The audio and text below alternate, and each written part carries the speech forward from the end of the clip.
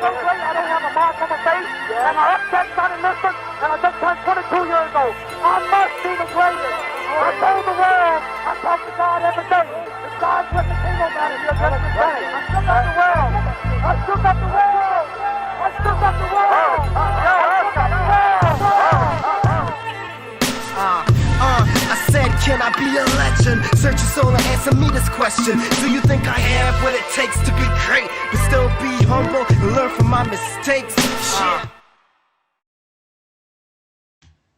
Good night, everyone, and welcome back to your favorite live sports show, none other than hashtag This Just In. And we have a star-studded cast all ready and waiting to hand Mike McCarthy his behind. So first, guys, not to make anyone feel bigger than the others, but we have a family member that has been away for way too long. The prodigal son himself, Adam Lewis, now of Petty Sports. It's great to finally have you back. What is going on, my brother? Hey, what's going on, everybody? Super glad to be back on the show. Sometimes life happens, man, and we drift away. But like I said, you and I had a conversation the other day, and it was meant for me to get back on the show. So I'm super happy to be back with the guys. Neil holding it down in the background. Shout out to Petty Sports by King's Broadcasting Studios. Let's have a great show, man. Let's do it. My guy Chad is here from the Chad Burns Show, here to let's talk Eagles, but not just yet. Chad, how's it going, man?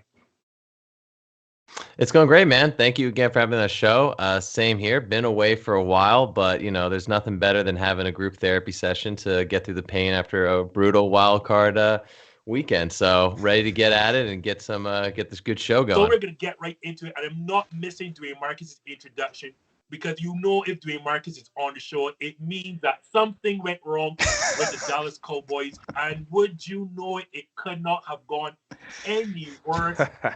Having 14 seconds, and instead of taking 2 shots at the end zone, someone decided, hey, let's call a quarterback run here and run out of time. Dwayne Marcus, I have to start with you with all things bad. Dallas. Is Mike McCarthy, head coach of the Dallas Cowboys, to blame for Sunday's defeat? Yeah. Yes. Now, don't get me wrong. Dak Prescott deserves a little bit of the blame as well, because we see this all the time, week in and week out, year in and year out with the NFL. When you have no timeouts left and you're down inbounds, the first thing you do is you pick the ball up and you hand it to an official.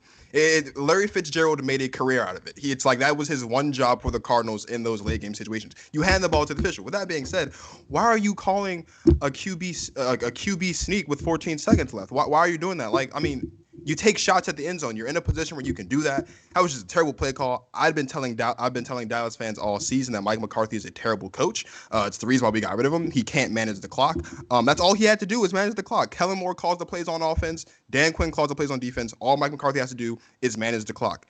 And either Kellen Moore made that decision and Mike McCarthy okayed it, or Mike McCarthy himself made that decision, or maybe that's just a brain fart on Dak Prescott's part to just decide, hey, I'm just going to scramble with 14 seconds left and no timeouts. But yeah, Mike McCarthy definitely deserves some blame. And to double down on that decision after the game in the post-game presser just baffles me because that sucks. And for Jerry Jones to say that Mike McCarthy has a job next season is even worse. The Cowboys lost this game in the most Cowboy way possible. And like I said this morning, the sky was bluer, the grass is greener, the sun is brighter. It's just a beautiful day after a Cowboys loss. So another person smiling on the podcast, and that is because he is also an NFC East participant, a known Cowboy hater. Chad, is this the fault of the head coach, quarterback, owner? I don't know. I just think we all need to take a moment of silence for all the fake Cowboy fans out there across the nation who have all year, every year, without a second to even think about the setup of the team, the possible other teams contending, what have you, that they are a Super Bowl contending team. And once again, their team has let them down. They have, I think it's 7 straight losses or 11 straight losses in the first round in the playoffs, dating back to 95, 96. What I forget, or 98, whatever. They are completely one of the worst playoff teams in the NFC East since the start of 2000s. These fans drive me up the wall every year with this. I don't know where they get this confidence, but somehow believe that the Super Bowl is theirs every year and that they are the best team of football and they are just God's children on earth. It is redonkulous. So I am so happy to see them lose. Now, however, I will say, going to Mark's point there, maybe, here's the deal. If Dak Prescott slides after 10 yards, maybe, and they set that up, that could have been probably one of the most historic, crazy Cowboy drives starting their own 20-yard line to win that game. And possibly McCarthy looks like a genius to be like, wow, everyone's backing up for the Hail Mary call. They got this open field up there. They cut off 10 yards, make it an easier pass for Dak. They get a spike, and it's good to go. But I do lay a lot of the blame on Dak here. You listen to every football analyst, every pundit, anyone that's been a football player all day, and they say they practice that 16-second drill. They only had 14. They know exactly how many yards they are going to take, and exactly, as you point out, Marcus, to give the ball to the ref because they have to touch the ball and set it. So I put a lot of blame on here. Yes, it is a bizarre call in that situation, but I do put a lot of the blame on Dak Prescott here and just not having the mental wherewithal to set that play up properly. But in the end, I'm happy to see it happen. I'm glad to see them out of the playoffs. It just makes the whole offseason so much sweeter as I listen to them gripe in the Philadelphia Sports Network continuously all throughout the next year. Adam, is it Doc? Is it the head coach? Is it Kellen Moore? Who's to blame? I think we got to include a little bit of everybody because, from the physical standpoint, of course, is Dak Prescott. Jerry Jones can't be out there. Kellen Moore, Mike McCarthy can't be out there, handing the ball to a ref. And when you talk about Dak being in that moment, I don't understand how you fall short there because let's not act like the Cowboys and specifically under the leadership of Dak Prescott have been in a situation to where they're coming down the field, from whatever point where they've started and they're engineering a fourth quarter win, a comeback, an overtime win. So for Dak to just not understand in that moment, it's absolutely baffling. And I have to agree with all the Cowboys fans out there that you can't draw any conclusion other than the fact that the moment was potentially too big for Dak Prescott. And personally, I don't care if they engineered a comeback. I don't care if it was on their back to win the game in the final seconds. They should have never been in that place. Okay, people have been absolutely overinflating the Dallas Cowboys game in, game out, week in, week out. And let's not take away from the fact that we know Dak is talented, okay? We know that Dak Prescott can be good. He's not great. He's not special. And I equate him a lot to Matt Ryan sometimes. If it's not set up perfectly, if Micah Parsons isn't coming off that line, if CeeDee Lamb is not being a solid number 2 option to him in the game, Dak Prescott is potentially not going to perform. He got knocked out of his comfort zone. Enough about Dak, though. Let's speak about Mike McCarthy. The play call was horrible in itself. We all know that. There's no question about the play call being absolutely bad. What are you thinking there? The Cowboys were methodically coming up the field where Dak wasn't meant to scramble. He did anyways. So it falls back on Dak. The offensive coordinator as well. It's in his playbook. I think you got to blame everybody. And the simple fact is the moment was too big for Dallas. Anybody that bought in on Dallas for the postseason, I don't understand why. Did I think they were a good team? Yes. Did I think they were also streaky? Yes. Dak Prescott had about a 6 to 7 week stretch where he wasn't the Dak that he was supposed to be. That's why Joe Burrow is going to win Comeback Player of the Year. We're talking about Cincinnati later, though. It's everybody's damn fault in Dallas today. But also, real quick, because I want to jump on that with Adam, too. Like he said, I want to give a lot of credit to the 49ers here because something we all forget, as much as our hatred for these Cowboys continue, they were one of the number 1 offense throughout the whole season. Yeah. They were a powerful offensive juggernaut, and that 49ers front four harassed Dak all day. That was incredible. Yeah. And it just leads me to think that, their defense could set them up for a long run against a potential team we're going to talk about later for 2 people on this show who are in love with them. But I'm just saying, 49ers, scary defense. With a shaky Bosa, with a shaky Fred Warner, with a team that was at 9 wins. What the hell are the San Francisco 49ers doing this to a Dallas Cowboys team? It's incredible. That was remarkable. I think the other thing worth mentioning about this Cowboys game too is when you look at how it goes, right? Jimmy G throws that pick. So if you look at how that game, there were still 4 minutes or so when the Cowboys had a chance to go down the field before that last drive and put the ball in the end zone, and they couldn't do it. And then you get the whole Deebo Samuel thing, and obviously they end up playing field position because it just makes more sense to punt the ball when he's inches short than to try to go for it, not getting it. But a lot of fans obviously on Twitter, they want to blame the refs. But if you just ignore that last drive, when Jimmy G throws that pick, if you score on that drive, you're potentially not in a situation where there's 14 seconds left and you have no timeouts and you have to try to manufacture something crazy at the end of the game. So this, again, it just goes on to the lack of execution, the lack of discipline. This is like the third or fourth game in the past couple of weeks that the Dallas Cowboys have been penalized for 10 or more times for almost 1,000 yards. I looked at they were the most penalized team in the league. It was insane. So yeah, horrible, terrible, just terrible. And so, guys, to your point, we can argue all day about whose fault is it, but Dallas should have never played that bad to be in that position. So it's everybody's fault. The whole collective. They just look so undisciplined the whole way through. I mean, again, that falls back to the coaching, but I don't understand how a team that can be that powerful and that successful can just have that many penalties and like easy, just bad penalties throughout that game. So that's what I was about to say. Like, it is easy for us to blame Dallas, right? But before we go, let us also credit San Fran, because before the start of this game, Dwayne will tell you, I comfortably picked the 49ers to win this without a shadow of a doubt. This is just an extremely bad matchup. As you mentioned, Chad, that front four can wreck anyone's game plan. And the fact that they dominate running the football, meaning the 49ers, it takes Dallas's pass rush out of it, and also somebody like Trayvon Diggs will have absolutely no impact on the game simply because San Fran wants to run the football. And you also mentioned, had Jimmy G's pick not happened, this is a rope. Like, Dallas is not in this game if Jimmy G takes care of the football. The problem is he did throw the interception, and this is where Mike McCarthy is to blame for everything. I agree with y'all, that was terrible, but here is where the head coach is even worse. Before we get to that call, y'all remember there was a fake punt, right? In which they converted the fake punt.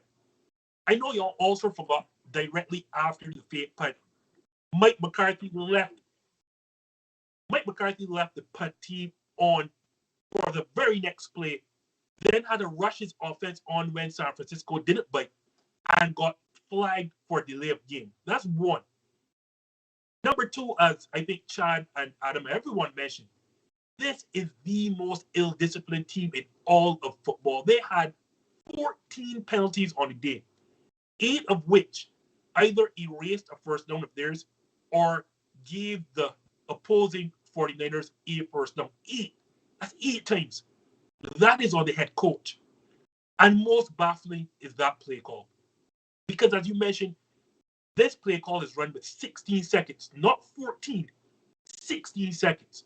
So you can't hell well think this is a smart play call. And let's, for argument's sake, say they pull it off and have 2 seconds to play or 1 second to play as the play call is designed.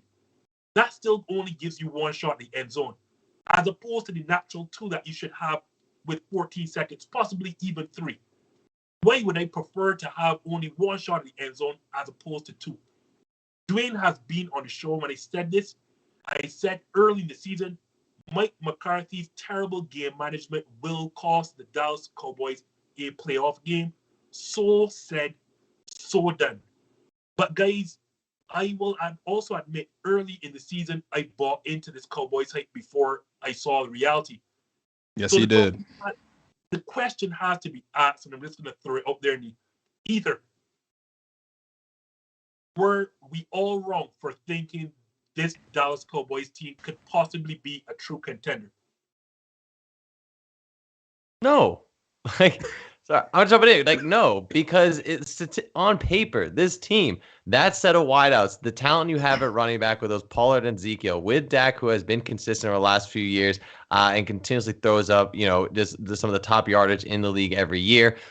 With the amount of points they're putting up, with the giant improvement with that Quinn defense, now that you had an actual defense that could stop other opponents, I think that the Cowboys' best chance was this year to actually make some noise and do something. And having to play against them twice every year and having got a 50-burger put up on us, even though we played our JV team, granted, all backups against them, this was still a Cowboys team that performed great and at a level where they should have been. This is where they should be coming into this season. This is where it should be against opponents they played against. I think that they absolutely were contenders, but again, I think as Adam pointed out, when Dak gets frazzled, when the game plan doesn't come to how they schemed it to begin with, if CeeDee Lamb is not there and available, as he wasn't for most of that first half, CeeDee Lamb was not really involved. this team just gets exposed. And I think Mike McCarthy does not have a plan, cannot adjust on the fly, and just gets completely beat out when there is a good defense in front of him. Don't all jump out once, please. Here's the thing about the Dallas Cowboys, and this is I've been screaming this from the rooftops, and I've been saying it all season long. First of all, they played nobody. They had what I believe was a third place schedule this season, and they beat up on a whole bunch of teams. But if you look at the 5 teams that they played that made the playoffs, they were 1-4 in those games. The only game that they won against a playoff team, or the only 2 games, they won against a playoff team, were the Eagles. That's it. They lost to the Cardinals, they lost to the Raiders, they lost to the Chiefs, they lost to the Bucks, and they beat the Patriots earlier before their bye week. So they had 3 wins in their 7th playoff games this season. And this is a football team.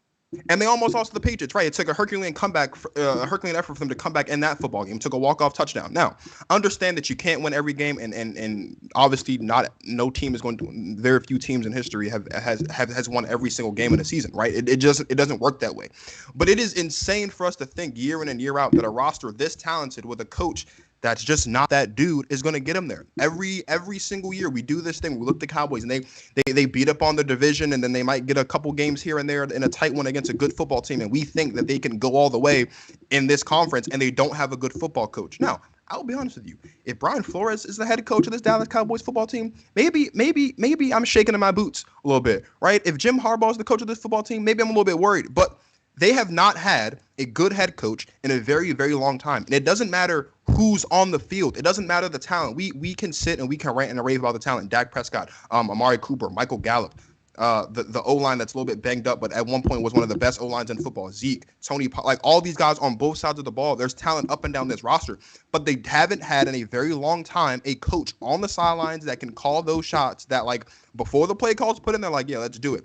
That guy, the guy that's calling the shots to those players, hasn't been the guy. And so it's hard to bet on this football team doing anything until they get that situation figured out. So it doesn't matter if you think Dak Prescott's top 10. It doesn't matter if you think that this wide receiver core is a top 5 wide receiver core in the league. It doesn't matter if you think that Micah Parsons is the second coming of Lawrence Taylor or whatever. They don't have a coach that can coach them in these close moments when it matters. Mike McCarthy's not out-coaching Matt LaFleur. He's not going to out-coach I'm drawing blanks on names. He's not going to outcoach on your Bruce Arians, your Sean McVays, your Kyle Shanahan's. Clearly, we saw that this past weekend. So, no, I never thought they were contenders, and Justin knows this because he was on the show, just kept saying it. I mean, Justin thought after they beat down on the Giants in Week 5 that this team was primed for the number 1 seed in the NFC. Why he thought that, people, I don't know. But no, this football team is not going to be legitimate contenders until they get a good head coach who knows what he's doing and can manage those close game situations. Adam, were we wrong? Yeah, I mean, he said it very well. You definitely got a fan speaking from the deep roots there. It's very frustrating for sure. But as far as the Dallas Cowboys ever being Super Bowl contenders this year, I mean, there were nice talks about it. But did we ever, were we ever really convinced that this Cowboys team is actually going to go far and win a Super Bowl, actually surpass many teams like Marcus mentioned there, your Bucks, your Bills potentially at one point, even when, we're considering the Packers in here. I mean, plenty of teams in the NFL that we were thinking, okay, even the Cardinals at one point where we were like, all right, these teams are clearly better than the Dallas Cowboys. And do we really expect them to manage the close game situation? I mean, Marcus really said everything perfect there. This has been a Cowboys team that's been rinse and repeat for a while. And I congratulate them, of course, on bringing in defensive players and trying to, stiffen up that defensive side of the ball. But at the end of the day, it was still an average unit. It was an elite offense for sure, but hell no, I never really expected the Dallas Cowboys to truly go far. Are they an exciting team to watch? Yes. Do they have a lot of talent? Yes. But look at the Cleveland Browns. They were horrible with a bad coach and the same talent. They hire a great coach, and look what happens. They're winning double-digit games. They're in the playoffs and potentially a couple plays away from going to the AFC title game. So I got to double down, triple, quadruple down with what Marcus said. They need a new coach, potentially, but something's got to happen with Dallas, no doubt about it. So I'm going to push back on this belief that Dallas has all this talent. And before I continue, I will be the first person to admit I was sold by the collection of talent. But I'm going to push back on believing that this is a talented team. Now, I also was the first person who said when Micah Parsons was drafted, he was the best defensive player in that draft. I honestly knew that. But beyond that, and beyond Trayvon Diggs getting a bunch of interceptions by, looking in the backfield constantly. Chad, I'll ask you and show you why we have been fooled into thinking this is a collection of talent, more so than we've just seen people put the star in the helmet and we've been told these are stars. Can you name me which of these offensive weapons made an All-Pro or even a Pro Bowl this season? Name one. Yeah. Not one. Not Dak, not CeeDee Lamb, not Amari Cooper, not. Maybe that's because they were I'm all. talking about this year, huh? I think that has. This I just season, want to. Yeah. Go ahead. No, I just want to say real quick. I think not that I'm defending the Cowboys. I think that a lot of that has to do with that. Like, Yes, you are. I'm not. I don't even like the Cowboys. I hate them. Cowboys had 3 All-Pro. Yeah, they had defensive. And The offensive offense was just riddled with injury this year. Yeah. I think they have all-bro talent, but none of them played a full season. It's just hard to be an all. I'm not giving that. You're a quarterback, not an All-Pro, not a Pro Bowler. None of those receivers, from Amari Cooper to CeeDee Lamb to Michael Gallup, who's unfortunately injured, not the running back in Ezekiel Elliott or Tony Pollard that we all are fantasizing about. This number one or supposed number one offense feasted on a very weak NFC East schedule. When you look, and I'm gonna show you, like, when you look, and Dwayne mentioned it perfectly, every single playoff team, with the exception of the Eagles and the Patriots, they fell short. 19-9 against the Chiefs, 36-33 against the Raiders, 25-22 against the Cardinals, 31-29 against the Bucks. The entire season told us exactly who the Dallas Cowboys are. They can put up points against the Giants and the Eagles and the Washington football teams of the world. And when it comes to actual good football teams that you're going to see in the playoffs, this Dallas team is not as good as we really think it is. I am so upset for buying into the hype when when everything pointed and said, this Dallas team is not as good as the stats suggest.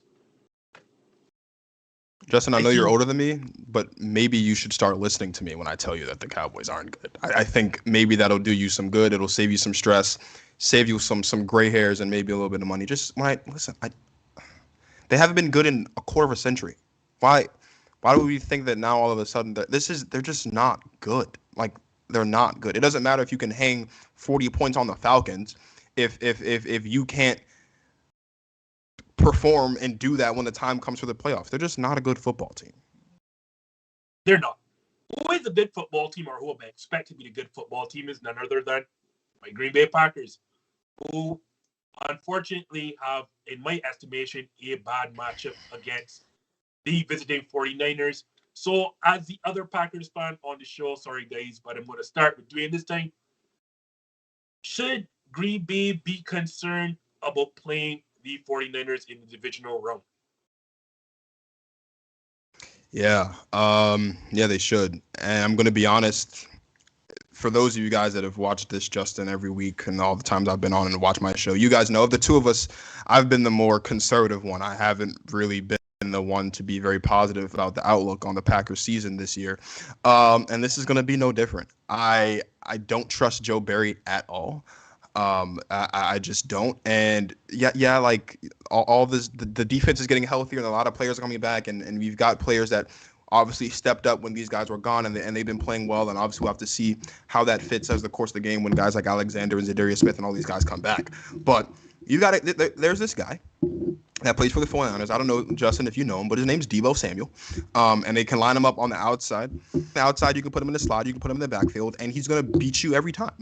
They've got this other guy. His name is Elijah Mitchell. I've heard he's a pretty good running back. And that's just on offense. That don't get me started on this guy like Nick Bosa and this guy named Fred Warner, who may or not play because he's got the ankle injury and all these. Like, I'm not concerned about how our offense matches up with the defense, because Aaron Rodgers is the quarterback. We have Davante Adams, who's the best receiver in football. Allen Lazard is getting better. He's proven that he's the clear wide receiver too. The offense, I'm not worried about, although I do think that the O-line will have some trouble containing the pass rush. But I just don't know if our defense is going to be able to keep the 49ers from running the ball at will. And I mean, every time we play the 49ers recently, the 49ers run the ball on our defense at will. It happened in the NFC Championship game in 2019. It happened earlier this season in Week 3 when we had to come from behind to win after Jimmy G had delivered a late game drive to put them ahead. Like, I just don't know. Now, do I think we'll win? Yeah, because I think we're the better football team, and I think we have the better quarterback, and I think we have the better coach, and I think usually in the playoffs, that's all that matters, is you have the better coach and you have the better quarterback, you win the football game. But this is not going to be, by any stretch of the imagination, an easy football game. This is going to be a very hard game, and I don't know if Joe Barry is going to be able to learn from his mistakes as the game progresses. That's been my one criticism on Joe Barry all season, and we'll see how he goes, but I don't have much confidence. I mean, the 49ers are the kings of bad matchups this season. They had a lot of bad matchups on the back half of the season. They got them into the playoffs. They got a bad matchup this past weekend against the Cowboys and got the upset. There's another bad matchup for them, and they could very easily go into Lambeau and steal the win. Should my Green Bay Packers be extremely concerned about the visiting 49ers?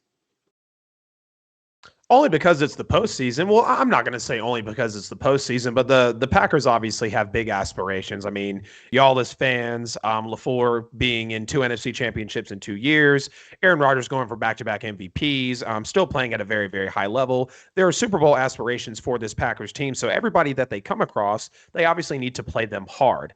Do I think the Packers should be favored? Yes. Should they be favored even potentially going away? Yes, because I think the Packers are head, shoulders, knees, and toes better than the San Francisco 49ers. Now, the Niners are a very physical team, of course. They'll get after you. They'll push you around, and they will make it a really, really tough time. And like I mentioned, they should take them seriously because it's the postseason. You never want to be peeking ahead to the NFC title game, kind of like Dallas was potentially coming in this weekend, kind of like we're going to see some other teams coming up in later rounds of the playoffs to where they're going to be peeking ahead to the Super Bowl, to the next round, that next game. But in reality, you've still got someone in front of you that you've got to take on. So should they take them seriously? Yes, absolutely. Should they be favored by 6 or 7 plus, if not double digits? I can also agree with that as well. I know that you feel it's a bad matchup, so go right ahead. No, I think that, obviously I think the Packers are the more talented team. I think, if you look at the defense, they've given up somewhere around 100 yards per game this year. So they are doing at least solidly against the run, which is obviously the 49ers bread and butter. They're going to rely heavily on Deebo Samuel to get out there and run the ball. Elijah Mitchell. I know you can't really trust Jimmy G in the passing game, so I think the Packers stand a chance with how their defense is set up to stay close in this one. And my main question always is, going back to last year, is are you going to see regular season Aaron Rodgers or are you going to see playoff Aaron Rodgers? And I only bring that comparison because in the last few playoff appearances, Aaron Rodgers has not looked his usual self. He's usually more timid. He's holding back, a very conservative type of game plan. And when you see him through the regular season, he just lets loose. And if he is able to play that way and he is able to get going against these 49ers, I don't think the 49ers can score enough points to keep up with the Packers. And that's why I think the Packers are clearly the better team. As long as the front four does not disrupt Rodgers and he's able to get the ball out, I think that they are going to have – I think it's going to be just fine. But it is definitely a scary matchup because the 49ers have a great defense. They've shown that they can go up against a good offense and shut it down. So I think – as long as the Packers play consistent game, I'm not too worried. I think the Packers are one of my favorites here in the NFC for sure. So, oddly enough, as Dwayne alluded to, I'm scared. I don't want to use the words they wanted to say. So, I'm extremely scared. And, historically or recently, we've not had much success. Although the last 2 regular season meetings, we have won both of them, oddly enough, in San Francisco at that. But the last one, I think, stupid Kyle Shanahan went away from his run-pass ratio, and I think he ran the ball 20 times as opposed to dropping back Jimmy G 40. And it still required the best of Aaron Rodgers and Davante Adams to pull out an early season victory on the last second of Mason Crosby field goal. My real concern, unlike Chad, is actually us stopping the run, as Dwayne mentioned. We gave up 4.7 yards per carry this season, and Deebo Samuel is extremely physical, if not the most physical offensive person in the game outside of George Kittle, who also happens to play for the 49ers. And my reason for also being afraid of the run is Joe Barry's insistence, absolute insistence on playing too high safety. Now, while that would work against Matt Stafford, who loves to gift us the football, that is not going to work against a team looking to run and pound the football on the ground. I'm very concerned, and hopefully, as Dwayne mentioned, the returns of Jair Alexander and Zadarius Smith to that defense helps in that regard. I do think the injuries to Fred Warner and Nick Bosa are going to cause them problems, and I don't think they will be able to get after Aaron Rodgers with just 4. And if they can't, that secondary is banged up and very weak. And I think Aaron Rodgers, you will see a return to norm for Aaron Rodgers against that secondary.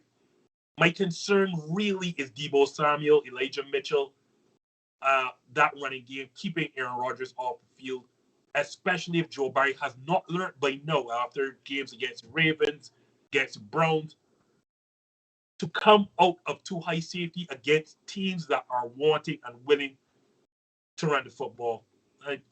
But I think the injuries to Nick Bosa and Fred Warner are really going to change this game. Man, if only I was a fan of a team where I had this unnecessary stress. Guys, the Packers are going to be fine. I'm just going to say this right now, okay? You're in a good spot. So I think one of the things that I've always hedged my bet on this season, right, was that there would come a point in time when, as a hater of the Cowboys, right, that they would just do their job one time, right? I wanted the Cowboys to win this game because I didn't want to have to deal with the. I would have much rather. This is no offense, Chad. I would have much rather have to deal with Jalen Hurts and the Eagles coming into Lambeau than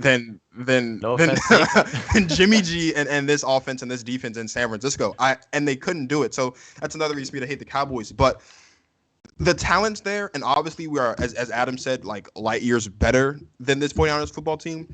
But it's not even like Chad said earlier that Aaron Rodgers kind of takes a step back in the playoffs. Every time Aaron Rodgers plays the 49ers in the playoffs, he doesn't look like Aaron Rodgers.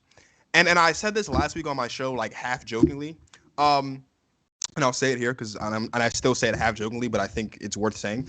Aaron Rodgers grew up as a fan of the San Francisco 49ers, and I think that sometimes maybe when he plays them, he likes to see them succeed. And I think that's why come playoff time, it's just kind of weird. But I just don't like this matchup because it's like the 49ers have always seemed to be throughout his career his kryptonite. It hasn't been really any other football team. Somebody in that organization has Aaron Rodgers' number, and I need them to lose it, shred it, give it back to him so that we can win this game and move on to the next round, because we all know this is Super Bowl or bust this season, and not making it to the Super Bowl is bad enough. Being bounced out of the divisional round to an inferior team would be even worse. It's a revenge game, though, man. I think Rodgers gonna come out swinging. I would for sure. I'd surely hope so.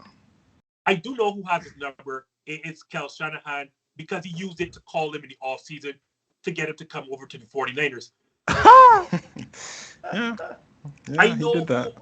On that same note, I also know that Chad would like a certain quarterback to look like Aaron Rodgers, and that would be none other than Jalen Hurts. And this is where this show is going to get very testy, I believe. As the lone 49ers, as the lone Philadelphia Eagles fan on this current podcast right now, is Jalen Hurts the answer at quarterback? Man, I sure hope so. Like, I sure wish. It's been a really crappy few years right now, okay? Dealing with the drop-off of Carson Wentz from MVP season to really the dregs of the quarterbacks, to the worst season of all, to now Jalen Hurts, who, in all honesty, looked like a second-year quarterback, okay? This is my problem, and I think we talked earlier, Adam, you can go in, and I'd love to hear the bright optimism for Jalen Hurts, because I need it, but I just am not seeing where this guy can be a long-term solution at a franchise quarterback position. I just don't see how it's there yet, mainly because I think the dude is a freak of nature and talent. I think he really is. He has all the athleticism to be a great Jalen Hurts. Jalen Hurts, who can run the ball, athletic, who is a leader at a young age. I still think he is an athletic player. I think the athleticism is insane.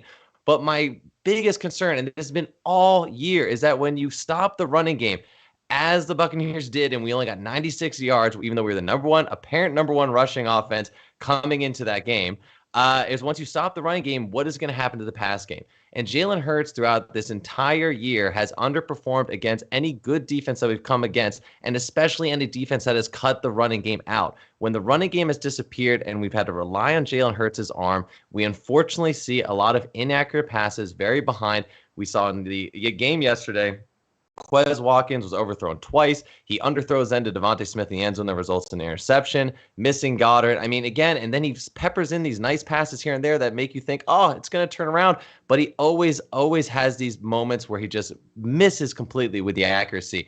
And I think a lot of it has to go to the fact that Jalen Hurts still cannot anticipate the throw. If you watch the majority of his passes, Jalen Hurts has the man either open, he's staring him down, he's able to complete the pass, he has a strong arm, and he can fit it into the window. The problem is when he needs to anticipate in either double coverage or he's trying to get or waiting for the wide receiver to get open, he's not able to throw them open. And that has always been a problem. It's why we see the turnovers. It's why we see the low quarterback rating, the low efficiency. And I think Jalen Hurts, I will give him another year. I don't think the Eagles need to start going out and looking for another quarterback. He deserves another chance. He deserves to try and get better. I think he will work hard because he is accountable and he is a leader. But if he does not in the next season be able to show a greater accuracy, better deep ball, then I do think the Eagles are going to have to start to worry. But I swear to God, if Howie Roseman uses one of those top 3 first-round picks on a quarterback, I will lose my mind because that is not the problem right now for the Eagles. There better be some defense picked up this offseason. That's all I'm going to say there. Bring it on, Adam, because there is no person I know who likes mobile quarterbacks more than my good friend Adam Lewis. So take it away. Yeah, man. So Jalen Hurts, I mean, we saw what the guy did at Alabama. I think he's one of the best Alabama quarterbacks to come through that college, especially in recent memory. I mean, the knowledge, the athleticism, the way he just understands the game of football. He's a true leader at a very young age. And the fact that he went second round is absolute disrespect, in my opinion. And when I saw the Eagles picked him up, I said, wow, this is really a true opportunity for a Philadelphia team who was kind of searching, like you mentioned there, Chad, so long after the whole Carson Wentz fiasco. And yes, the Super Bowl, of course, came and went, but you were kind of wondering, okay, what's next for my team? Is there any consistency? Can we stay a threat, become a very, micro dynasty, I guess, per se, in the National Football League? Him going over to Oklahoma, of course, just he was able to do it in multiple places at different times, having his job taken, having his job given back to him. You talk about a guy who's been young and so mentally tough already. So you place him into the NFL, and it's been just an absolute crapshoot thus far. So that's why I don't think we can ask ourselves right now, okay, is Jalen Hurts really the guy? Obviously, Philadelphia drafted him with some sort of optimism in their mind because he saw what he was able to do in college. But we have to remember that he's still dealing. First of all, he went to the playoffs in the first year with a brand new coach, so there's credit there. Jalen Hurts progressively, week after week, from what my eyes showed me, got better on the field in the NFL. He just needs to have a full season of health around him, get a couple more veterans on that Eagles team, and just truly build around Jalen Hurts, buy into Jalen Hurts, because I think that's a little bit of the reason, and I know it's a little south here, but talking about Brian Flores, they drafted Tua number 3 overall, or number 5, whatever it was, obviously early in the round.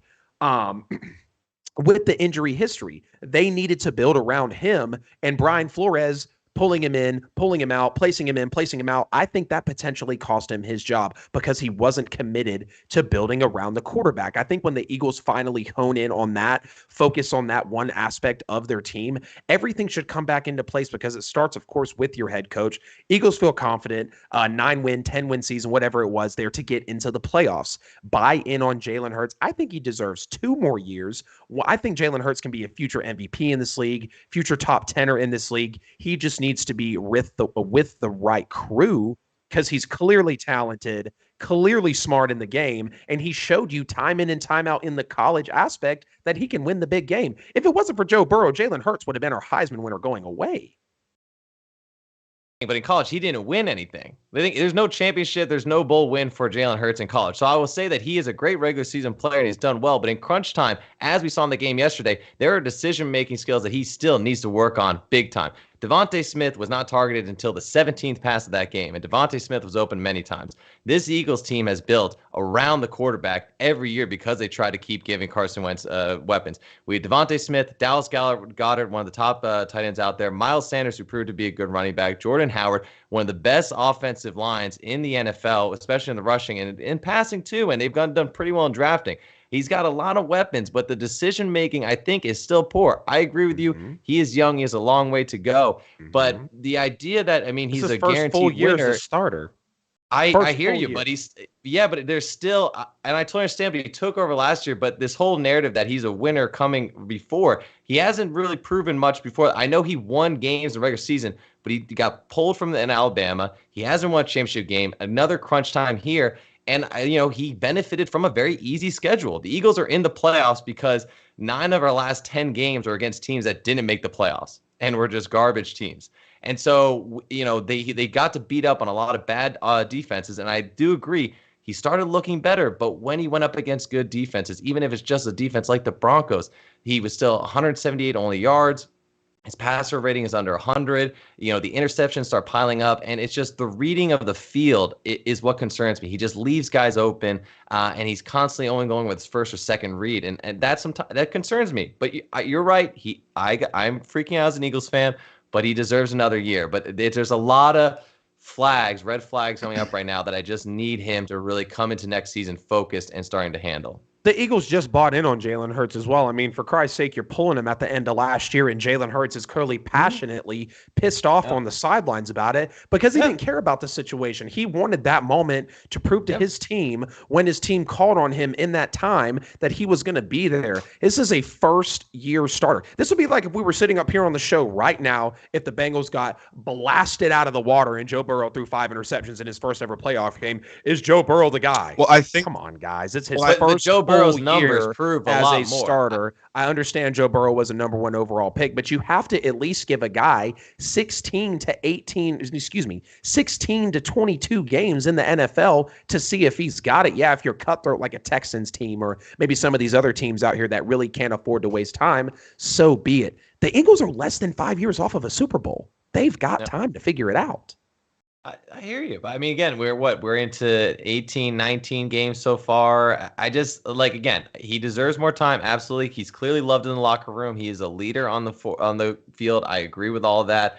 There's a lot that could have been worked on this year that we just didn't see a lot of improvement on. Yeah. And I think that's my big thing going the offseason. He has to work on accuracy. He's got to read the field. He has to be more of a general on that field and be able to at least read defenses better. Until then, I think the Eagles are going to have to continue to be a little concerned. I mean, again, he looked great against the bad teams, looked rough against the good teams. And I know that's his first full season, but, hopefully he will improve going into next year. Absolutely. Middle of second year, I think we start to see some real promise from Jalen Hurts. Because I don't want a Baker Mayfield. I'm saying I see a lot of similarities with the narrative between him and Baker Mayfield so far, okay? Great leader. People love him, all this, but he's got to improve his arm strength and accuracy. And that followed Baker Mayfield through his all his season so far. I don't want that of the Eagles. That's all. I don't want to have to deal with that in the 4th, 5th year. Team Adam or Team Chad here, Marcus? I'm gonna be Switzerland just because I don't really have I don't have a true opinion on Jalen Hurts. What I will say though is I do agree with Chad on the extent that Jalen Hurts' indecision, I think, really cost the Eagles this football game. Yes, they were obviously, there were other things that had to do with it. But when you look at it, the score is 31-15 at the end of it. But there were 2 instances when the Eagles could have scored points. Obviously, it was Davante Smith being wide open in the front corner of the end zone when he threw the pick to Mike Edwards. And to Chad's point, Mike Edwards, read Jalen Hurts' eyes like a book on that play because Hurts was staring Davante Smith down, but that ball has to be out sooner. The defender slips. As soon as the defender slips, you throw him the ball because Davante Smith is there. The ball should be waiting for him when he turns around on that double move route. Earlier on, too, there was another play where he threw it to Dallas. He threw it to Dallas Goedert, and there was nothing but green in front of Dallas Goedert. And it was just a little bit too high. So he's not getting the ball out quick enough. He's being a little bit indecisive with where he's going with the football, and he's staring receivers down. All of those are the 3 biggest red flags to me as far as Jalen Hurts' progression as a quarterback based on this season. But if you take that stuff away, we're talking about a different ball game. I was defending the Eagles going into that game because I thought that the Eagles really had a shot. Not so much because the Bucks couldn't do it, but just because I thought that the hill and the massive attrition and injuries that the Bucks would have had to deal with leading into the playoffs and then during that game was just a lot. I mean, they got home to Tom Brady several times in the first half. Especially when Wirfs goes out and then Jensen goes out, although I know Jensen comes back in. But I know we're talking about Jalen Hurts. I do think Jalen Hurts deserves time. This was his first full season as a starter.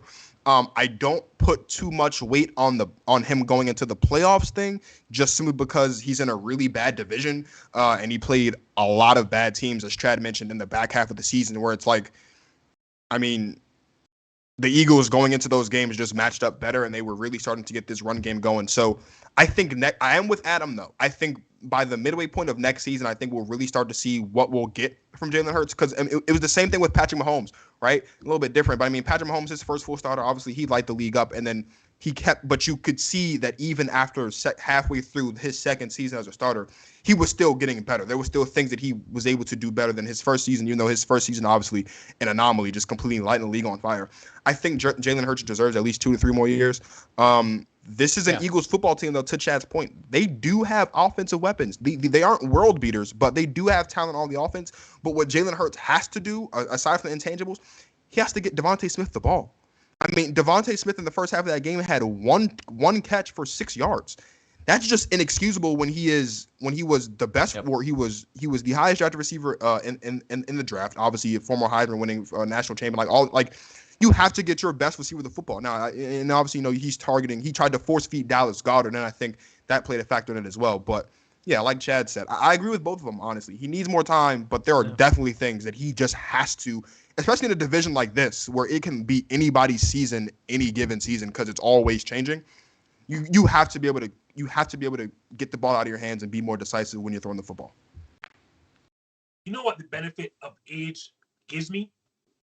Is that I've seen a lot Gray hair. of damn quarterbacks. No, I don't have any gray hair, actually. Got plenty of for you over here. So being 40, as I'm proud to say, I saw all of Brett Favre's career, saw all of Peyton Manning's career, I've seen all of Tom Brady's career. I saw most of Dan Marino, I saw most of John Elway, I am missing one top one. I saw most of the guy in San Francisco, Joe Montana. I saw most of that. Saw all of Drew Brees, obviously, go on and on and on and on. So, as much as I've never played football, I try to tell myself, because I'm a Packer fan and saw all Brett Favre, all of Aaron Rodgers, I think I know what good quarterback play is. And then by that stretch, I know what good quarterback play isn't. And when someone doesn't even throw for 3,000 yards, barely 61%, having played the entire season, and struggles with your best weapon, as Dwayne correctly said, getting him the ball once for 6 yards, I can have, pause. And then I give further pause when I sit down and watch you in college and you are pulled from a title game, not just any bowl game, a title game. You're pulled for Tua Tagovailoa, who then turns out, in my estimation, not to be a good quarterback in the NFL, but I know we have some people who will defend him.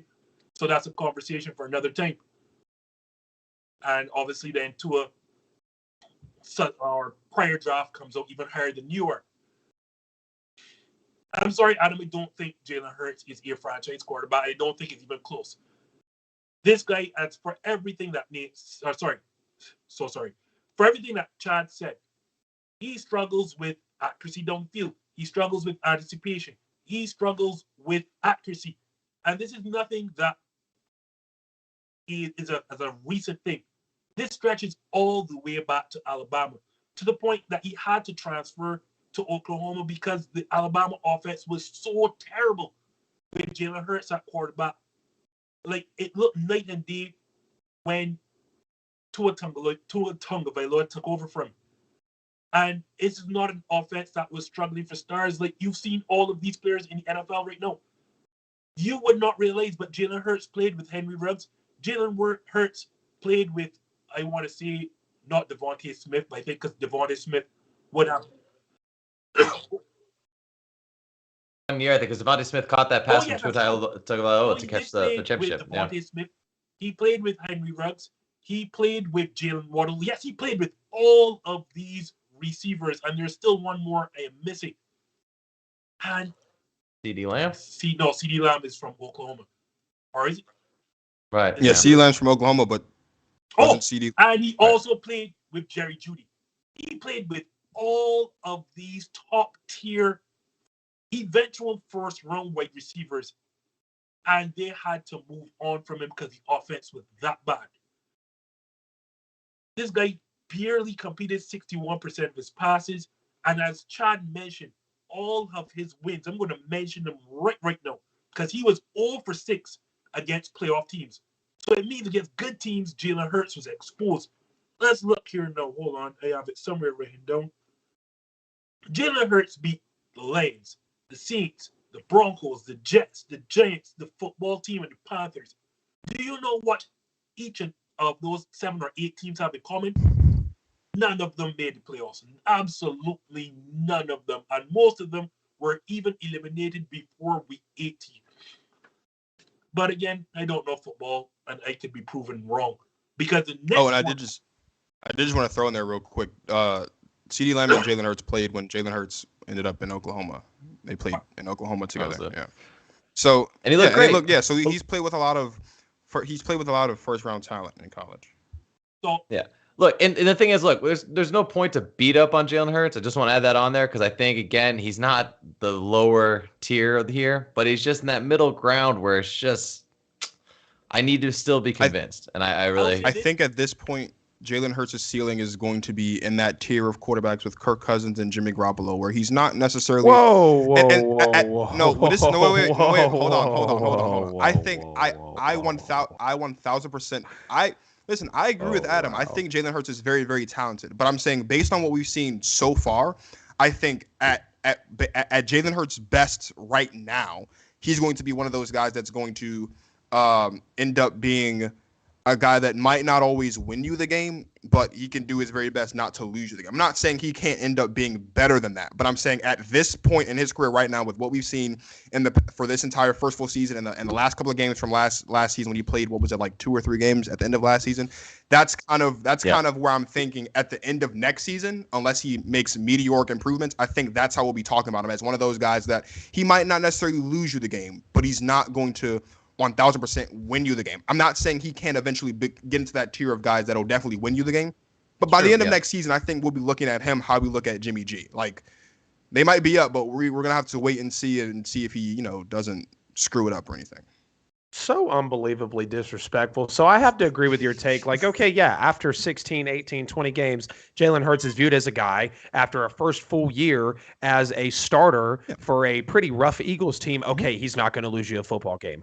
That's a pretty fair assessment of a guy who's only started one entire season in the NFL. And Justin, I have to ask, what Alabama team were you watching when Jalen Hurts didn't run a great offense? Jalen Hurts also only got pulled from the national championship because he was hurt, and Georgia was running him off the field with the physicality. He couldn't physically keep up because he was already banged up. And then you take and turn it around in the next year in the SEC title game when you have Tua screwing up because he's hurt. Jalen Hurts comes in the same building and wins you the game. So I definitely not Jimmy G either, Marcus, or Kirk Cousins. Jalen Hurts can be on the level of a Deshaun Watson, or Kyler Murray if he wanted to. Let him get with the right system. He showed that talent. So yes, after 16 to 20 games, is going to be a guy that can't lose you a game. He doesn't even have 3 years in the league. Yeah, no, I know. That's what I'm saying. Of course, yeah, he'll get there. I'm just saying, like, if we're talking short term, where would I see him by this time next season? I'm saying that's where he'll be. Of course, yeah, I agree with you, honestly. And Justin's face was kind of crazy. I actually agree with Adam, but I haven't said it out loud. I think Jalen Hurts has the potential to be a top 10 quarterback and a potential MVP candidate next week because he's talented 100%. I loved the pick of Jalen Hurts for the Eagles in the second round because I thought he was a first round quarterback that year. I really did. But based on what we've seen right now, 100%. What I'm saying is, if the Eagles are back in the playoffs next season, which, I mean, looking at how the division is, they very well could find themselves back in the playoffs next season. I think next season we'll see Jalen Hurts in a position where he can have a playoff run similar to what Jimmy G had in 2019, where like everything around him is going good and he can make a legitimate run at it. I don't think the Eagles, that obviously means that the Eagles have to add a lot more talent defensively more so than offensively, but I think he'll be at that level of his talent and in his career where he can potentially lead one of those Cinderella runs with a much more established football team around him on both sides. And Nick Sirianni being in his second season. Yeah, here's the deal. This is the thing, though, for Jalen Hurts, right? And it's going to come down to next season big time because he is in the right situation for him. This is a run-heavy offense that has a good offensive line. And with Mailata being discovered and Dickerson coming through this year, that is a great line that can run the ball. So he is in the perfect situation to succeed if we continue to use that run game, and he's in that position. So, next season, he's got to show up because – I'm not, again, Eagles fan, pessimistic here, and I always stand behind my guy, and I try to defend Wentz for a long time. I still love the play that Hurts has shown up throughout this year, especially given his first year and everything. But right now, from what we've seen, I don't see how it's possible to have a ceiling of Deshaun Watson yet, because in their first 2 seasons, Deshaun Watson, Lamar Jackson, all those guys, they've shown that they could get the ball down the field with accuracy and have some success there. So I think that we still need, Jalen Hurts, again, it's going to come down to, can he get the passing game figured out? And can he win the game on his arm? Because we know he can win the game with the legs. We know he can he can be a good leader on that field, but can he win the game on his arm? And that's going to be the big one going into next year, for sure. I'll wrap up this segment by saying I'm glad Adam Lewis is my friend, because if I drop 2 F-bombs in this show, he will defend me just like he defended Jalen Hurts. At least I have to believe that. I really have to believe that. So as my friend Adam, I'm going to let you start this segment because, boy, oh boy, if you thought that the Philadelphia Eagles got beat down by the Tampa Bay Buccaneers, well, you did not watch what happened in Buffalo with the New England Patriots. So considering that Bill Belichick has not looked the best person since a certain number 12 has left the building, Adam, are Bill's title-winning days done? I wouldn't say they're done, but I would definitely say that they've subsided. Because let's not forget that Bill Belichick is still the greatest coach of all time in NFL history, that I stand by anyways. I know we've obviously got other opinions that float around there, but we know what Bill Belichick's done on a football field and what he's brought to the championship pedigree of the New England culture. Of course, this year, it's absolutely remarkable that Mac Jones steps in on a whim in place of Cam Newton. Not necessarily big shoes to fill at all, but being a rookie from Alabama, we haven't seen success from a quarterback from Alabama in the NFL really in a while, or ever, it feels like. So for Bill to be able to engineer that, an offense that was actually top 10 in the league, believe it or not, very slept on, a defense that was one of the best of the league. We obviously knew that from what the product that they put on the field, and the numbers backed it as well. Bill Belichick still has plenty of talent on that team. Mac Jones could easily be a top 12 to 15 quarterback in this league, and that's kind of all you need in today's game to win a Super Bowl, when you've got a coach that great, when you've got a pedigree that great, when you've got a defense that great overall that can take you to that level that you need to be. So I wouldn't say his title-winning days are over. Let's not forget that Belichick just ran the damn NFL for the last 20 years, it feels like. Oh, wait, not feels like. That's what he actually did, and won all those championships with a certain number 12, like you mentioned, Justin. I wouldn't be surprised within the next 3 to 4 years if the New England Patriots are back in Super Bowls, but not only doing so, winning more championships. And I firmly stand by that because I believe in great Bill.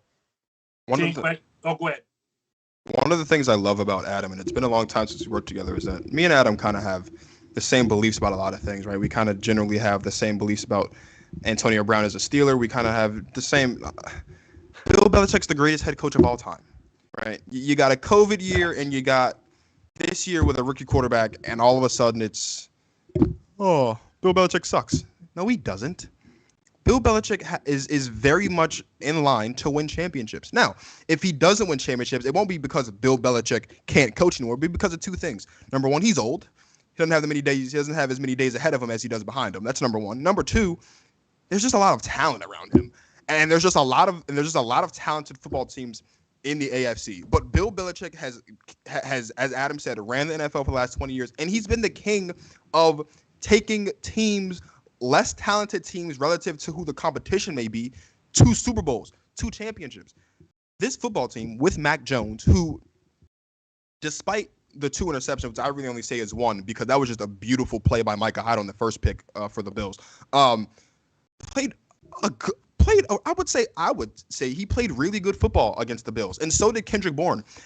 Everybody else on the roster just forgot they were playing in the playoffs. I think they were just too cold. They didn't want to play. Mac Jones and Kendrick Bourne showed up. I tweeted after the game, I said, this football team is a true wide receiver one away from being right back in the mix of being able to compete. Because I think the one thing that the Patriots have to worry about is teams like the Bengals, teams like the Chiefs, obviously, teams like the Bills, who can put up points in bunches and can put up points lightning quick. That's not how the Patriots are built.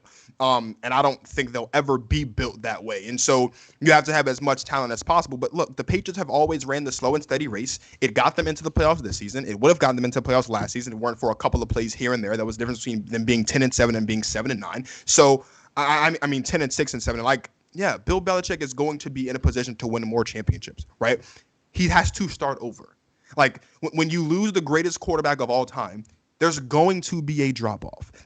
That's how it works, right? When LeBron James left the Cavs the first time, the Cavs sucked, and then he went back to the Cavs and he left the Cavs again, and they sucked some more. That's what happens when you lose a great player. It takes time for you to get back to where you once were, close to that. Bill Belichick will be fine. The Patriots will be fine. And I'm with Adam. In the next 3 to 5 years, we can see the Patriots not just in Super Bowls, but hoisting once again on the Lombardi Trophy. Easy.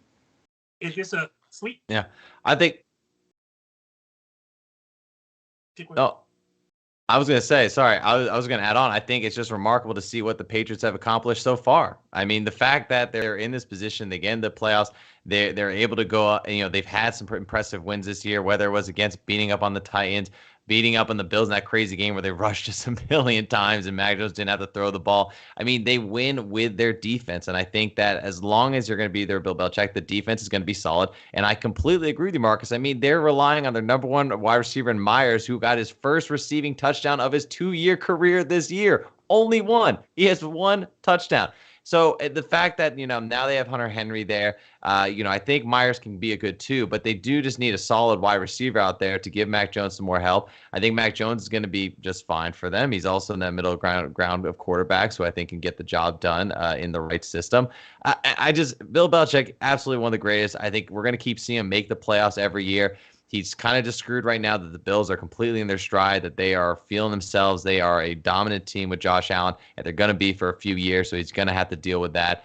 The thing is, he didn't have a good division for many years, so he didn't have to worry about struggles and a lot of strategy until he got to the playoffs, and they usually had a week to rest, and they're the greatest quarterback of all time. So no concern right now. A lot of family lives in Boston, and they're freaking out, but at the same time, they're just happy they got here with a rookie quarterback into the playoffs. So more power to him. It's another incredible feat by Bill Belichick. I think it is. I think it's actually remarkable that he got this far. That's where I'll put it at. And the fact that they thought the Patriots all year were contenders. I mean, think it was weeks ago we thought the Patriots all summer being ranked as the number 1 AFC team when the Chiefs were down. Everyone else, we thought the Patriots were the best. So it's amazing, and I think that they're going to be great next year too. I mean, as long as you're allowed to take somebody's sidelines consistently, you're going to be the best head coach still. So, I mean, I don't think there's going to be much fall off in terms of being a great head coach.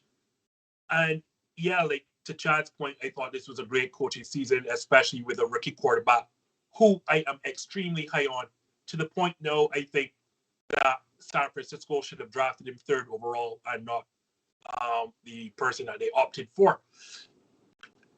I am on the fence about this because it's not, I don't think Bill is a great coach. Obviously he is.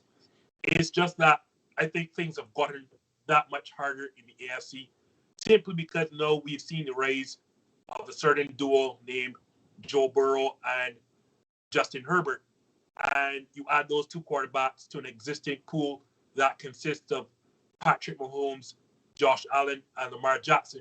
I think it's going to be that much harder when you are arguably entering every postseason, unless, of course, Mac Jones is the next coming of Tom Brady, and who's to say that he isn't, because none of us saw Tom Brady coming. So, again, who is to say that all of us who didn't see Mac Jones coming, who's to say that Mac Jones does not turn out to be elite quarterback? I mean, because I love him. The tools that he has. He doesn't have the arm strength. He's not going to blow you away, obviously, with his legs. He's not an athlete.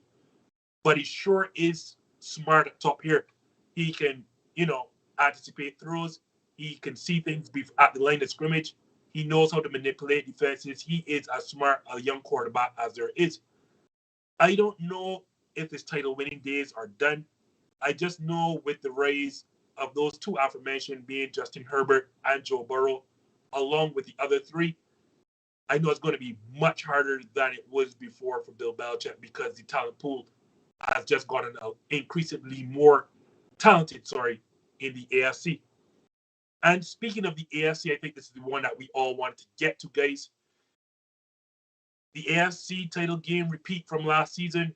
Bills, Chiefs, here we are again, guys. I'll just let whoever wants to go first. Who wins this and why? Don't all jump at once. The Bills by a landslide.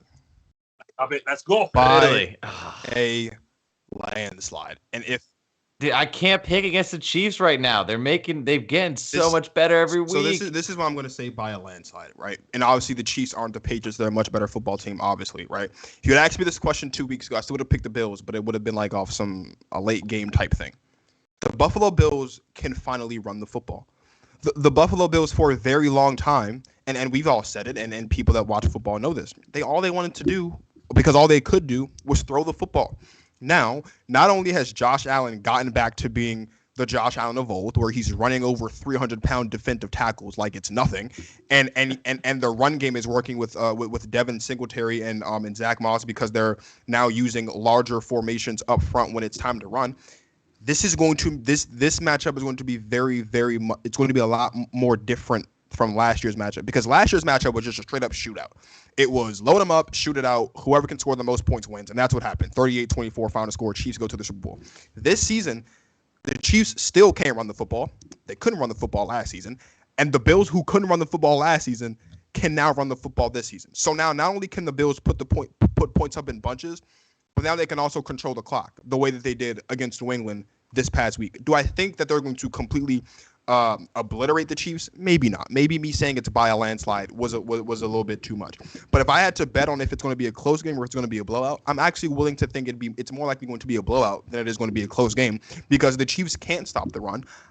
I'm not convinced or I don't trust anybody on that defense not named Tyrann Mathieu or Frank Clark. So when you have a quarterback in Josh Allen who is clearly playing his best football right now, it's like he keeps getting better week by week. They can run the football now.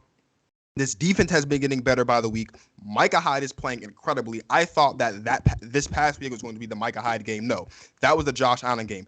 This weekend against the Chiefs, this I think is going to be the Micah Hyde game where Micah Hyde is just all over the field, which is what he was doing this past week against the Patriots. Anyway, I have the Bills by at least 10 because I just don't have any. I have more faith in the Bills defense to keep the Chiefs in check than I do in the Chiefs defense to keep the Bills in check. Chad.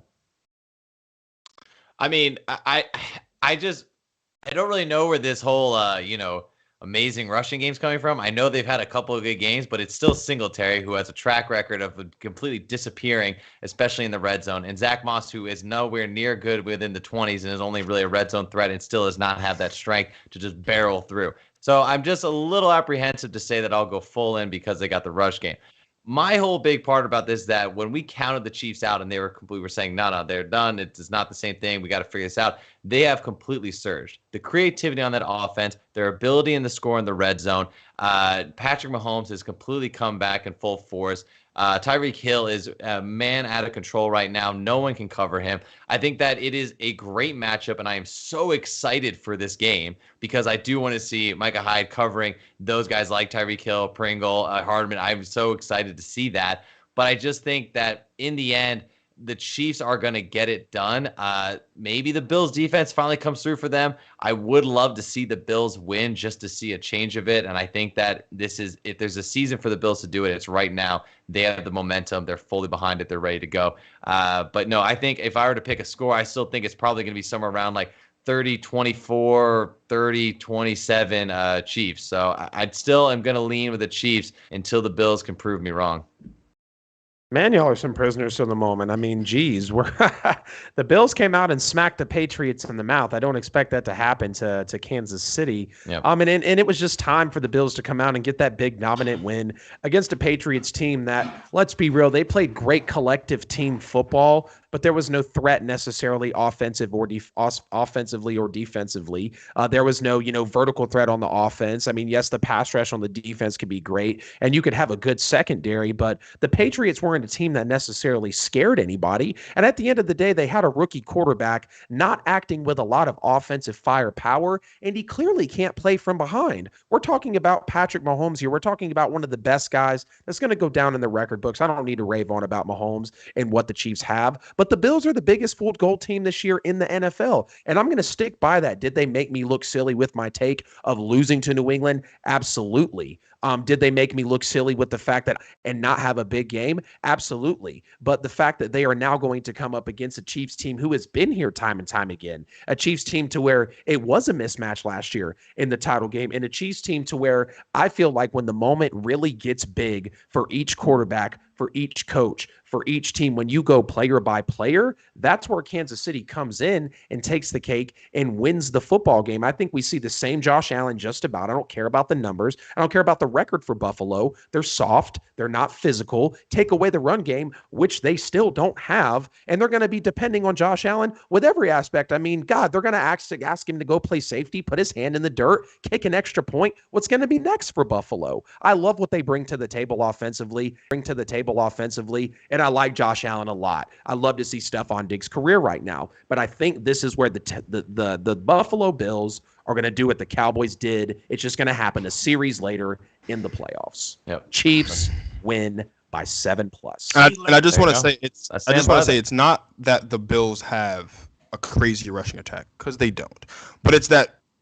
Come on. They don't. That's not what I'm saying. They're just more willing to run the football now than they were in past, and at the very least, it'll keep the Chiefs honest. Now, I'm not gonna lie to you. I agree with Adam. I don't have, and I said this on my show last week, I don't have much confidence that when stuff starts hitting the fan, I don't know if I have the confidence that Josh Allen can still put this football team on its back and carry it through what's going to be a trying game in Kansas City. We know that's one of the toughest stadiums to play in, the way that we've seen Patrick Mahomes countless times again, when everything else isn't working, put that team on his back and carry them through the muck and get the victory. I don't have faith that Josh Allen can do that.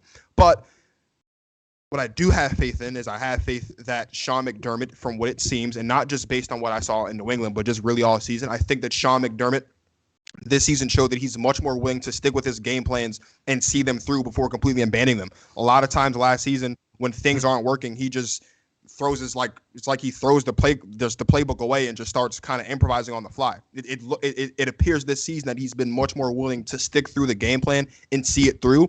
He's going to have to see it through in Kansas City, because they're not going to score on every single possession the way they did New England against New England. There are going to be possessions, maybe even early on, they might get off to a cold start where they don't score their first 2 to 3 possessions, and Kansas City might jump out to an early 14 to 17 point lead, 17-0, something like that, 17-3, something of that nature. But Sean McDermott and really this team as a whole this season has shown that they're a lot more willing to see it through and not panic. And I think that at the very least, that's going to be enough to keep them in the game. And then I think, like I said, it likely won't be a blowout, because I just don't see the Chiefs getting blown out, especially not in the playoffs. But if it were a blowout, I wouldn't be surprised. But I think the Bills have more this season than they did last season. I think it'd be enough for them to get. I think it'd be enough for them to win the game. Look, Josh Allen, 5 touchdowns, only 4 incompletions. Like, if he's able to bring that over to that Chiefs defense, that'd be absolutely insane. And all I can say is clearly the Viagra works. So good job for Josh Allen, and hopefully, he's able to replicate against. He'll have to pop another pill if he wants to replicate. I agree with everything Adam said. I don't trust Buffalo. I don't trust Sean McDermott. I am not as big of a Josh Allen fan as most people are, huh? But you know what I trust even less? That Kansas City defense, especially if they have injuries up front to someone like Chris Jones and et cetera, et cetera. They have problems stopping the run. And I'm with y'all. Huh? Everything tells me Kansas City is going to win this game. And I've never been high on this Buffalo team, especially when they did not address getting a running back in the first round. I know a lot of people don't like that, but I actually do. I do not like this Buffalo team. I will say this, though. I don't like Sean McDermott, but I hell well like this new Brian Dable being the Buffalo Bills offensive coordinator. And what I love of his recent vintage, what he's been doing, is putting Josh Allen, putting everything on his shoulders, especially that run game. And I have this huge fear that Kansas City's front is going to have problems when they put Josh Allen in quarterback sweeps, in quarterback sneaks. If they put quarterback power, if they put quarterback option, I have a fear in Kansas City stopping that. And when I look back, they couldn't even stop it earlier this season. Granted, that's regular season, not postseason. I think he threw for 300 yards and rushed for 50 more, 4 or 5 touchdowns in total. You're correct, Adam. They are going to need everything from Josh Allen, like every last step. He's going to have to run the football. He's going to have to throw it. He may have to catch some. He may have to kick the extra points. Call me crazy. I have this sneaky feeling that I do not trust Buffalo, but I have this sneaky feeling that we are going to see, and it won't be the big game from his arm. It's going to be on his legs. That Kansas City has a problem stopping that dynamism on me, and I'm not disagreeing with y'all. Everything tells me Kansas City should win this game. The betting man in me, which is the worst part of Justin Marvel, the gambler in me, is going to put my money on Josh Allen's legs to win this game and not his arms. And I am going to go to Josh Allen and not the Bills, making one more play with his legs. And I'm going to say 33-30 Buffalo. And I'm going to be proven dead wrong. But I'm going to be proven dead wrong because Buffalo, just so damn soft. But to close up, guys, my real chick pick of the AFC, the team who I started to love, people laughed at me when I said early on to keep an eye on this team. None other than who they? Cincinnati Bengals. I told you all about this early season. Guys, I'm going to throw it out there for the last segment. To the Cincinnati Bengals, and let me say this quickly. If Derrick Henry plays, I don't give them a shot, by the way. If Derrick Henry plays, I think Tennessee Titans win this game.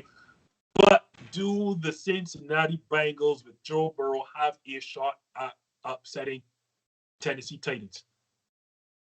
Yeah, absolutely. Because a guy named Jamar Chase, a guy named Cesar Uzama, T. Higgins, they've got guys out there that are going to absolutely raise hell for them. Joe Mixon as well. And let's also not talk about, or let's do talk about the fact that Bengals team has a defense that is pretty slept on throughout the league. They like to be physical. They like to push you around. They're quick on that side of the ball, and they can make it a really tough day for you. And the reason I say that they have a better chance is because, in my opinion, right now, Joe Burrow's playing better football than Ryan Tannehill. Ryan Tannehill was comfortable for a certain part of the season, but despite injuries or not, didn't have the best season overall in Tennessee. And I understand that Derrick Henry was gone. A.J. Brown was gone. Julio Jones was gone for a little bit. But you are truly defined by when your back is against the wall, when you have big moments that are going to define you as a player. And I don't feel like Ryan Tannehill in this season, don't talk to me about the year where they had the magical run. Don't talk to me about it and do his thing. Because we're talking about this year in the NFL. And if we're talking about this year's Bengals, this year's Joe Burrow, the emergence of Jamar Chase, the fact that the defense is able to play with some of the best offenses in the league, and Joe Burrow in his first year with a bad O-line that gave up the third most sacks in the NFL, a very low-rated mid-grade to low-grade line by Pro Football Focus, won the toughest division in football, despite what Pittsburgh was, despite what Cleveland was, despite what the Ravens were, and was the best quarterback in that division, whether that's a big claim or not. I think the Bengals have a great shot at winning here, going to the AFC title game, and I personally don't care if Derrick Henry is in there or not, because I believe in the Bengals as a whole over the parts of Tennessee that a lot of people are favoring. Yeah, And honestly, I'm going to back that, saying that when I looked at this matchup, the Bengals to me were the favorites going in with the momentum they have, with the talent they have. Joe Burrow with his Joe Namath energy going out there. It's remarkable. I didn't think you'd see this from the Bengals team, but I'm also just very excited for this game because excluding Ryan Tannehill, I think you have the great wide receiver talent with obviously Jamar Chase, T. Higgins, and Joe Mixon on the Bengals side versus Julio Jones, A.J. Brown, and possibly Derrick Henry. I mean, this is just going to be so much fun to see from an offensive standpoint. But I do think the Bengals are the better team, and I'm very excited to see the Bengals play this one out. I think that they can win. I think that they could beat the Tennessee Titans. Obviously, if Derrick Henry comes back, they'll be remarkable coming back after the broken foot and playing a good game. But I do hope to see the Bengals win. I hope to see them go far, and I am rooting for Joe Burrow through all of this. I don't want to do like this I told you so thing, but Justin, I told you so. Because a couple weeks, Justin and I were having a conversation. A couple weeks ago, me and Justin were talking about these Cincinnati Bengals, and this was like they had kind of taken their dips. This is around the time they lost to the Jets, and Justin was like, I don't know. And I said, hey, listen, they've got this guy. I don't know if you heard of him. His name's Joe Burrow, and he's a national champion. And he's a Heisman Trophy winner, and he is the real deal. And Justin even came on my show a couple weeks ago, and I asked Justin who the sneakiest team in this conference was, and he said the Bengals, but then he followed up by saying, yeah, but I don't really trust anybody in the AFC. That's no, and that's fair because this conference has been up and down and left and right and slapped six ways to Sunday all season. But the Bengals are legit. And I think that the Bengals have what they've been missing for a very long time. And it's not the quarterback, because obviously they've been missing a really good quarterback. But, like, they've got talent everywhere.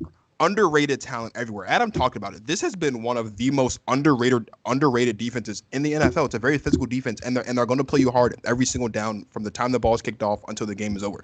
Now, if Derrick Henry plays, does that give the Titans a better chance of winning? Yes. But if I'm being completely honest, no Derrick, with or without Derrick Henry, I don't see how this Bengals football team loses this game. Simply because we know that if Derrick Henry plays, the Titans are going to run Derrick Henry. The Bengals know that.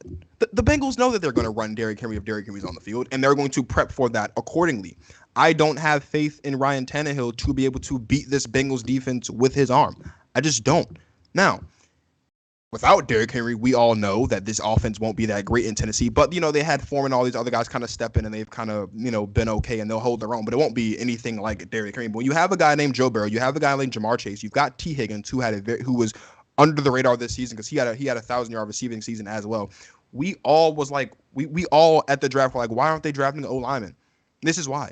Because they want to score the football. Like that's what it takes. To win the game, you have to score the football. They're going to score the football. And the reason why the O-line won't be an issue is because I don't have any faith in the Tennessee Titans pass rush. At least not as much faith as I did in the Raiders pass rush last week. So not having an O-line isn't going to matter against a defense that doesn't have a pass rush. Joe Burrow was the best quarterback in the NFL with a clean pocket. He's going to have a clean pocket just about every single down for the most part, I think, against the Titans.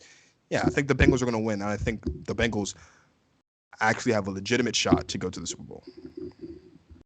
So let me say this. They have a shot because, as you correctly mentioned, they have a very good quarterback, and a quarterback who is clearly not afraid in the moment. You saw that in the playoff game. We saw that in the national title game at LSU in college. This guy has big kahunas. Like, there's no doubt about that. Jamar Chase is a legit number one receiver, a legit Pro Bowler, a legit All-Pro. T. Higgins may be one of the best, if not the best, wide receiver two in the league right now. Joe Mixon is a number one running back. There's no doubt about that. Their offense is legit. My problem is they need to score to win games, and it means you throwing the football around the park. And Joe Burrow was the most sacked quarterback in the entire league this season. And if there is one thing, and if there's only one good thing the Tennessee Titans defense does, and they really only do one good thing, to be quite honest, they get after the passer. And that offensive line stinks for the Cincinnati Bengals. It absolutely stinks.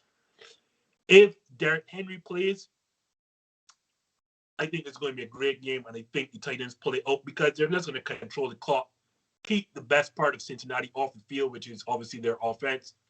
And yeah, guys, Adam did mention that Cincinnati run defense, I think, is actually top tier. It's not really talked about a lot, though. It really is a good defense. But Derrick Henry is the best back in the league, and it's not close. I like Cincinnati. I really do. I just like Derrick Henry more. If Derrick Henry does not play, by the way, all bets are off. We're going to see Cincinnati in the AFC title game without a shadow of a doubt. Unfortunately, they won't be hosting it, or, well, depends on the outcome of Bills and Kansas City. But no, they won't host it either way. They're the 4 seed. Yeah, no hosting. Yeah, they're the 4 seed, so they'll be on the road no matter what happens. Agreed.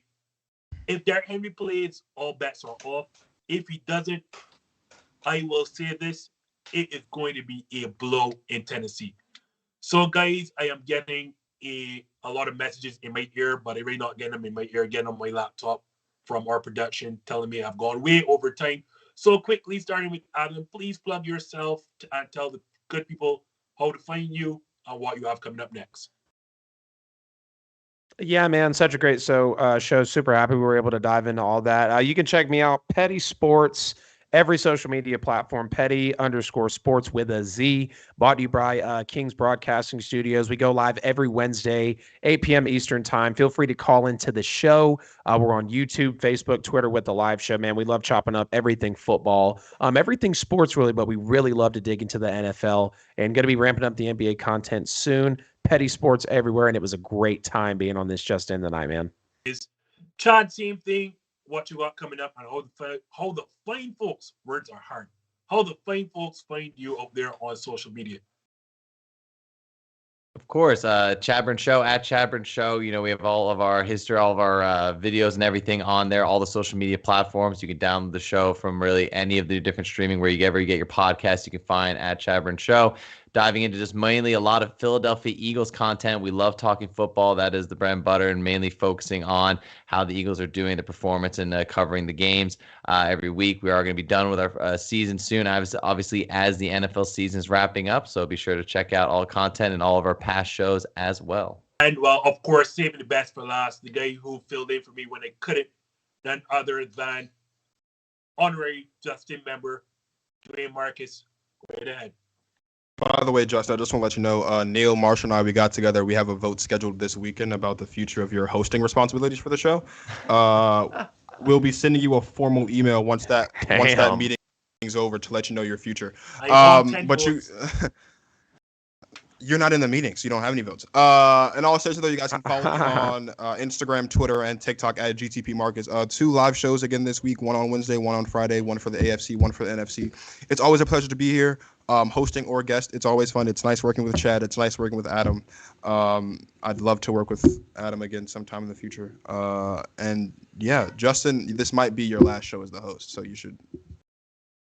10 votes. For that, I was glad I could be a part of that last one. Then you should start getting your affairs in order, bud. Start getting your affairs in order. And Justin's farewell. Yeah, it was a great episode to be a farewell. That's why I stretched it to an hour and a half because I usually not good. But for all of you who love to see me on the show, you can find us every Monday night, 6 p.m. Central, 7 p.m. Eastern, 8 p.m. Eastern Caribbean time, and 4 p.m. Pacific time. You can find us on Instagram, Twitter, Facebook. Just type in hashtag #ThisJustIn. Don't forget the hashtag, or you will be taken to a lesser inferior show hosted by Matt Kellerman. So, guys, for Adam Lewis, for Chad, for Dwayne Marcus, I am still and always will be the Just In of this Just In signing out. Thank you so much for spending the last hour and a half with us. Good night and enjoy Monday Night Football. I don't have a mark on my face, and I upset Sonny Liston, and I just turned 22 years old. I must be the greatest. I told the world, I talk to God every day. If God's with the king, no matter you're just the same. I shook up the world. I shook up the world. I shook up the world. I shook up the world. I said, can I be a legend? Search your soul and answer me this question. Do you think I have what it takes to be great, but still be humble and learn from my mistakes? Shit.